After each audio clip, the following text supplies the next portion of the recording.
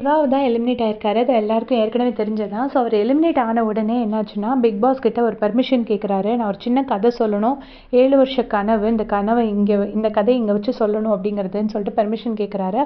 உடனே big பாஸும் permission கொடுக்குறாரு. கொடுத்த உடனே சிவா சொல்கிறாரு, இந்த மாதிரி அவங்க அப்பாவுக்கு இந்த கதையை சொல்கிறாருன்னு சொல்லிட்டு, அவங்க அம்மா தனியாக அவங்கள கஷ்டப்பட்டு வளர்த்துருக்காங்க போல இருக்குது. கஷ்டப்பட்டு இல்லை, அவங்களுக்கு எல்லாமே இருந்தால் கூட அவங்க அம்மா தனியாக வளர்த்துருக்காங்க போல இருக்குது. ஸோ அவங்க அம்மாவுக்கு வந்து கிட்னி ஃபெயிலியர் ஆகிடுச்சான். அப்போ வந்து டாக்டர் சொல்கிறாங்களாம், கேன்சர் பேஷண்ட்ஸ்க்கு வந்து கீமோதெரப்பி பண்ணுற மாதிரி இது டயாலிசிஸ்னு ஒரு ட்ரீட்மெண்ட் இருக்குது, அது பண்ணணும். அப்போ தான் வந்துட்டு அவங்க அம்மாவுக்கு நல்லதுன்னு சொல்லி பண்ணுறாங்க போல இருக்குது. பண்ணும்போதும் அவங்க அம்மா ஆனால் ரொம்ப வீக் ஆகிட்டாங்க போல இருக்குது. அப்போ தான் வந்துட்டு சுஜாவர்ணியை மீட் பண்ணியிருக்காங்க. அப்போ வந்துட்டு சுஜாவர்ணி வந்து சிவாவோட கேர்ள் ஃப்ரெண்டாக இருந்திருக்காங்க. ஸோ வந்துட்டு அவங்க அம்மா சாகிறதுக்கு முன்னாடி கடைசி வார்த்தையாக சொல்லியிருக்கிறாங்க, இந்த மாதிரி இவளை மட்டும் நீ எந்த காலத்துலேயும் விட்டுறாதன்னு.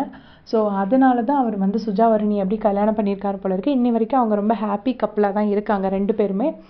ஸோ இதுதான் என்னோடய லைஃப், இதுதான் என்னோடய ஸ்டோரின்னு சொல்லிட்டு சொல்கிறாரு. சொன்னதுக்கப்புறமா பிக் பாஸ் கிட்ட நீங்கள் வந்து எனக்கு ஃப்யூச்சருக்கு ஒரு வாழ்த்துக்கள் சொல்லுங்கள் அப்படின்னு சொல்கிறாரு. உடனே பிக் பாஸும் அந்த வாழ்த்துக்களை சொல்கிறாரு.